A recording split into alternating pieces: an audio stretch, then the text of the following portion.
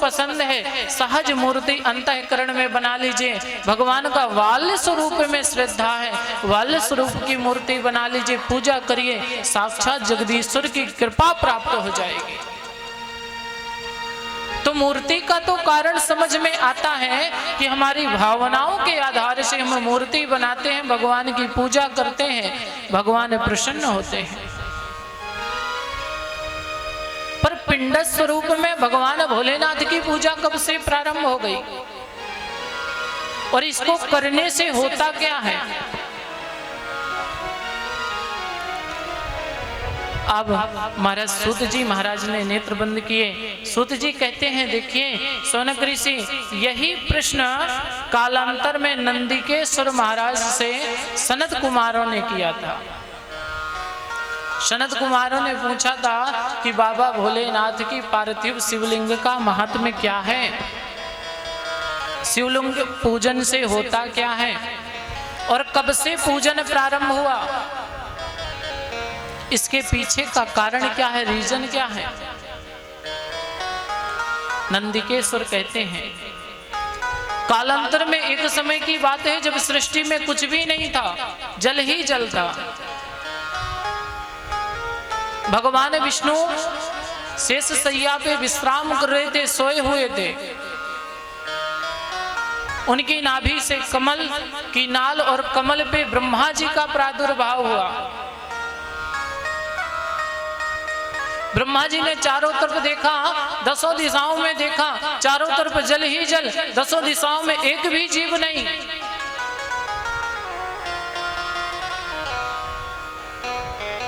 ब्रह्मा जी ने सोचा, मैं कौन हूं, मेरी रचना क्यों हुई? और तो और सोचते सोचते तो ब्रह्मा जी के विचार ये भी आ गया कि मैं ही इस संसार का, इस जल का, इस थल का, इस वायु का मैं ही परम पिता हूं, मैं ही प्रजापति हूं। और मैं निवेदन करना चाहता हूं, बाबा भोलेनाथ की पूजन में कुछ भी नहीं लगता। अगर सामग्री उपलब्ध नहीं है, बेलपत्री ना भी चढ़ाओगे ना तो भी चलेगा। अगर आपके पास व्यवस्था नहीं, एक लोटा शुद्ध जल भी नहीं भोलेनाथ पे चढ़ा सकते तो भी चलेगा। भोलेनाथ आप पे प्रसन्न नहीं होंगे तो रुष्ट भी नहीं होंगे।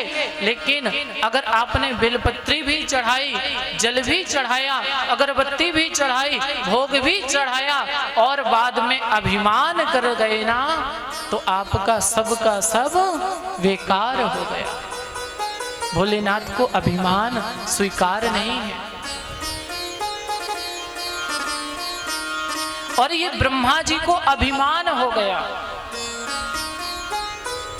ब्रह्मा जी को लगा पूरे संसार का, सबका पिता मैं ही हूं। तो महाराज हुआ क्या, जब व्यक्ति अभिमान में अंधा होता है ना, तब वो अपने योग्य रास्ता ढूंढता है, स्वयं का बनाया हुआ रास्ता, स्वयं का चुना हुए रास्ते पे चल देते हैं। जो व्यक्ति माता पिता की बात ना माने, गुरु की बात ना माने, बुजुर्गों की बात ना माने, समझ लो ये अंधा हो गया है। ये स्वयं के चुने हुए जो रास्ते पे चलने लगे, समझ लो इसका शीघ्र ही पतन सुनिश्चित है। हर हर ब्रह्मा जी स्वयं के रास्ते पे, अपने चुने हुए रास्ते पे चलने लगे।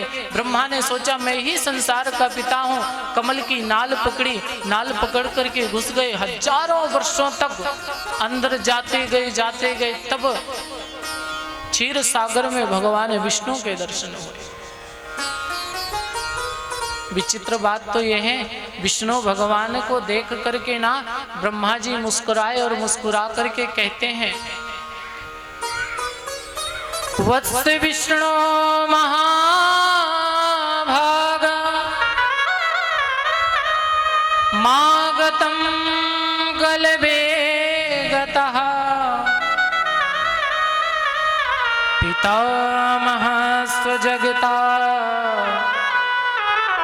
पाता च तव वर्षकः।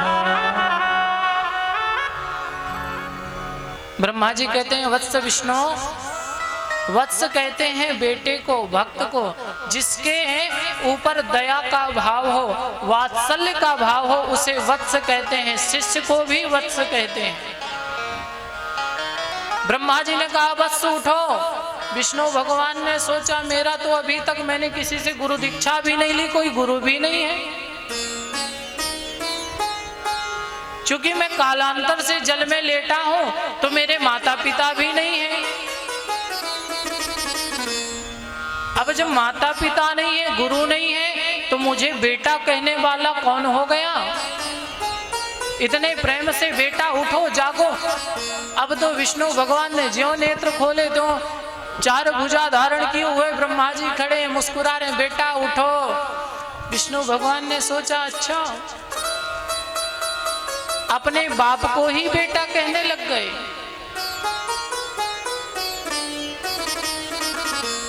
और जब बेटा कभी पिताजी से ऊंची आवाज में बात करता है, तब बताओ, सच्चे दिल से बताओ, मन में कैसा लगता है? पूरे शरीर में आग लगती है? नहीं लगता है कि अभी 2-4 संस्कार के पाठ पढ़ा ही दिए जाएं।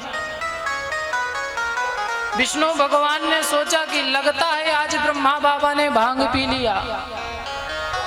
विष्णु भगवान बोले क्यों मजाक करते हो? ब्रह्मा जी बोले मजाक? मैं तुम्हारा पिता हूं, मैं संसार का सृजन करता हूं, मैं प्रजापति हूं। विष्णु भगवान बोले क्या भ्रमित हो गए हो? तुमको किसकी माया ने भ्रमित कर दिया? ब्रह्मा बोले देखो बातें बनाना बंद करो। मैं करोड़ों वर्षों से कमल पे बैठा हुआ तपस्या कर रहा हूं, तुम यहाँ लेटे हो। हम 2 के अलावा संसार में कोई है नहीं, और सबसे पहले तो मैं ही जगा था, मैंने तुम्हें जगाया है, इसलिए मैं तुम्हारा बाप हुआ, पिता हुआ। और जब कोई किसी का बाप बनने लगता है ना, तब सबसे ज्यादा संदेह, सबसे ज्यादा परिस्थितियां प्रतिकूल हो जाया करते हैं। अब तो विष्णु भगवान को क्रोध आया। विष्णु भगवान ने बताया भी कि देखो मेरी नाभि से कमल, और कमल से तुम प्रकट हुए हो, इसलिए अगर सांसारिक दृष्टि से देखा जाए तो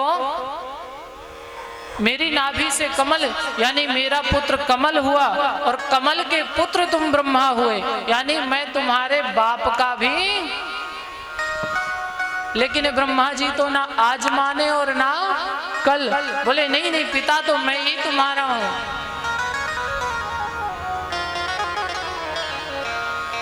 अब तो परिस्थिति दोनों ही प्रतिकूल हो गई महाराज। न ब्रह्मा जी ने आव देखा न ताव, 4 भुजा ब्रह्मा जी के, सो 4 भुजा विष्णु जी के। अब दोनों लोग तैयार हो गए, बोले चलो एक काम करते हैं, लड़के फाइनल कर लेते हैं, जौन बचेगा, जो हार जाएगा वही बेटा, जो जीत जाएगा वही। अब दोनों में भयंकर संग्राम होने लगा। उधर से ब्रह्मा जी भी, इधर से भगवान विष्णु भी। हजारों वर्ष हो गए लड़ते लड़ते लड़ते लड़ते, ना ये कम पड़े ना वो कम पड़े।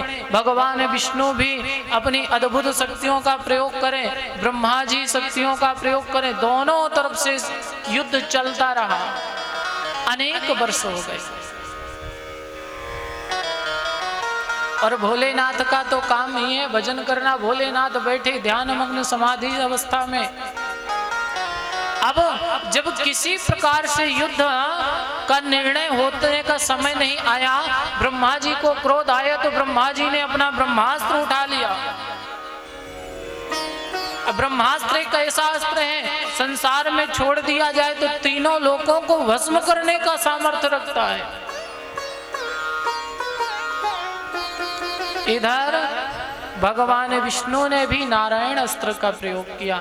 दोनों लोगों ने अपने अपने अस्त्र ले लिए। इन अस्त्रों की ज्वालाएं 10 दिशाओं में, तीनों लोकों में फैलने लगी।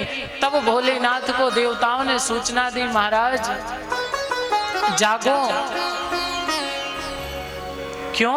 अगर आप जागने में एक क्षण भी देरी कर दोगे ना, और ब्रह्मा जी ने ब्रह्मास्त्र छोड़ा, तो विष्णु जी भी पीछे हटेंगे नहीं। और ब्रह्मास्त्र और नारायण अस्त्र अगर टकरा गए तो महाराज पूरे ब्रह्मांड का विनाश सुनिश्चित है। जब कोई देवता काम नहीं आते ना, जब समस्या सबसे परे होती है, सबसे बड़ी होती है, तब महादेव का आश्रय लिया जाता है। जब समुद्र मंथन में विष प्रकट हुआ, कोई भी पीने वाला नहीं था, तब महादेव को निशाना। और मेरे भोलेनाथ भी भोले किस बात के जो सबकी बात ना मान जाए।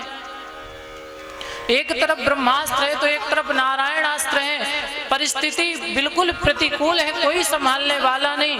फिर से भोलेनाथ से विनती की, हे देवाधिदेव, हे महादेव, अगर आप चाहेंगे तो स्थिति फिर से प्रतिकूल होगी, आप ही कृपा करो, आप ही बचाओ। तुरंत तत्क्षण भोलेनाथ ने स्थिति समझ गए और उसी युद्ध स्थल पे भोलेनाथ एक दिव्य पिंड का स्वरूप बना के अग्नि के खंभे के स्वरूप में ब्रह्मा और विष्णु के बीच में प्रकट हो गए। बोले शंकर भगवान की जय। जैसे ही भोलेनाथ प्रकट हुए, जोर का वायु वेग होने लगा, अग्नि की धधक जोर जोर से फैलने लगी। ब्रह्मा और विष्णु को बड़ा आश्चर्य हुआ।